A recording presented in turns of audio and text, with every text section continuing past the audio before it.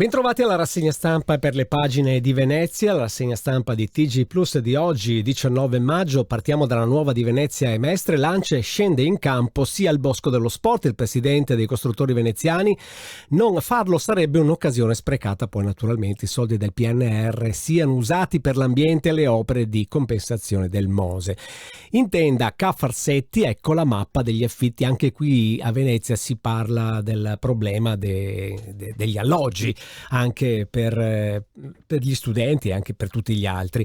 Nella fotonotizia invece vediamo sconsolati i giocatori della Reyer, tonfo a Sassari 80-69, domani gara 4, da dentro o fuori. Sarà interessante capire anche questa faccenda. C'è una notizia invece in alto che è interessante, che dice: ruspe in azione, sulle spiagge sparite 3 file di ombrelloni, questo sulla costa veneziana, un po' perché una volta si facevano le dune, no? E poi si buttavano giù le dune perché arrivava la bella stagione, solo che questa volta la mareggiata è arrivata dopo che le dune erano state spianate per cominciare a preparare la stagione. Navi in rada, la Norwegian versa al comune 600.000 euro, ma le navi staranno fuori, ma poi lo vedremo anche su altri giornali, la vedremo su altri giornali questa notizia. Sul Gazzettino invece andiamo a dare un'occhiata: sfollati, la nuova tragedia, sale a 13 il bilancio delle vittime senza casa o luce, migliaia di persone, danni per miliardi, l'Italia divisa in due, maxicode sulla 1, treni cancellati e 400 strade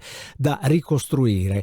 Venezia scippata sul vaporetto, Menzies arrivata per inaugurare Terra alla Biennale, voleva viaggiare come i locali, e come i locali si è fatta rubare i portafogli. Il focus, campagna della regione per la salute, è arrivato ieri questo bel comunicato dalla regione che tutti hanno spalmato sui giornali: malato di sedentarietà 500.000 di veneti. Poi ci sono anche altre notizie, ma andiamo a vedere anche quelle del Corriere del Veneto. La proposta sull'autonomia non è blindata, Fratelli d'Italia sì alla riforma, ma modifiche dove serve. E nella fotonotizia vediamo che costano la metà di un affitto privato, basta affitti insostenibili. Insomma, si parla di universitari, studentati entro 3 anni, pronti altri 1100, 500 posti letto, 1500 posti letto in più. Crociera al largo ma non nei festivi. Questa si ripete un po' la notizia di cui avevamo parlato un attimo fa, che avevamo visto su altri giornali. La prima pagina la vediamo anche da Notizie Plus, poi naturalmente le Notizie Plus le potete andare a vedere all'interno.